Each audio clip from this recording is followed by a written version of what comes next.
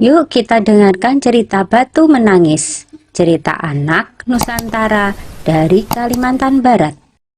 Pada zaman dahulu, di Kalimantan Barat hiduplah sebuah keluarga kecil. Sang ayah bernama Awang dan sang ibu bernama Sari.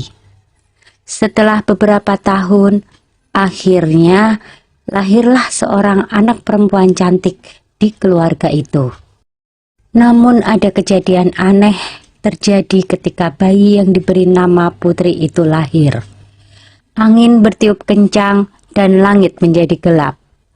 Proses kelahiran ini ternyata mempengaruhi sifat Putri yang tidak sesuai dengan harapan orang tuanya. Setelah tumbuh menjadi gadis yang cantik, kelakuan Putri berubah menjadi pemalas. Kerjanya tiap hari hanya berdandan dan tak pernah membantu ibunya mengurus pekerjaan rumah. Sifatnya manja dan kekanak-kanakan. Setiap permintaan harus diturutin, tidak peduli keadaan orang tuanya. Suatu ketika, Putri diajak ibunya berbelanja ke pasar yang cukup jauh dari rumah. Mereka harus berjalan melewati banyak desa. Sepanjang jalan, Putri berjalan melenggak-lenggok seperti bidadari. Putri membiarkan ibunya kerepotan membawa belanjaan sendirian. Putri sengaja ingin mendapat perhatian para pemuda di sepanjang jalan.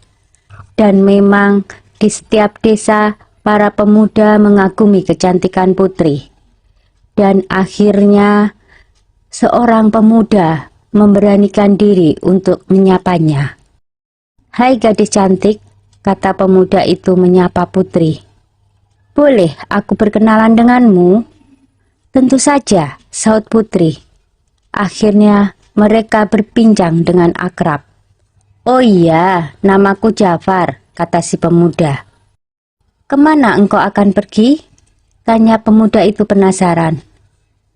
"Aku hanya melihat-lihat pemandangan desa saja," jawab Putri. "Oh iya, seorang diri atau bersama ibu itu?" tanya Jafar lagi. "Oh, dia bukan siapa-siapa, hanya pembantuku," jawab Putri. Putri selalu menjawab seperti itu setiap kali ada pemuda yang bertanya kepadanya. Dia selalu bilang bahwa wanita yang bersamanya adalah pembantunya. Mendengar Putri berkata seperti itu berulang-ulang, si ibu menjadi sakit hatinya. Dia berkata, "Ya Tuhan, betapa tega anakku berkata seperti itu. Apakah ia tak memikirkan perasaanku sebagai ibu kandungnya? Hatiku sakit Tuhan, aku tak tahan lagi. Berilah ia pelajaran." Seketika itu tubuh Putri seperti beku. Ia pun berteriak, "Ibu, ibu, apa yang terjadi padaku?"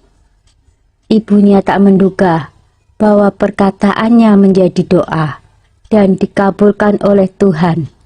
Ibunya menangis sedih, tak tahan melihat keadaan Putri yang mulai kaku seperti batu. "Ibu, ibu, tolong aku Bu," teriak Putri lagi. Ibunya menggeleng dari jauh. "Tidak Tuhan, tidak. Aku tak ingin dia menjadi batu. Aku hanya ingin dia jera dan tidak mengulangi perilaku buruknya." Si ibu memohon kepada Tuhan agar anaknya tidak dikutuk menjadi batu. Putri terus menangis. Ia akhirnya menyadari semua kesalahannya terhadap ibunya. Tetapi semua sudah tak berguna. Penyesalannya datang terlambat. "Ibu, maafkan aku. Maafkan aku, Ibu." Tak lama kemudian, Putri pun terdiam. Dia telah berubah menjadi batu untuk selamanya. Jangan pernah menyakiti hati ibu dan orang tua kita, karena itu adalah perbuatan yang sangat tercela. Segeralah meminta maaf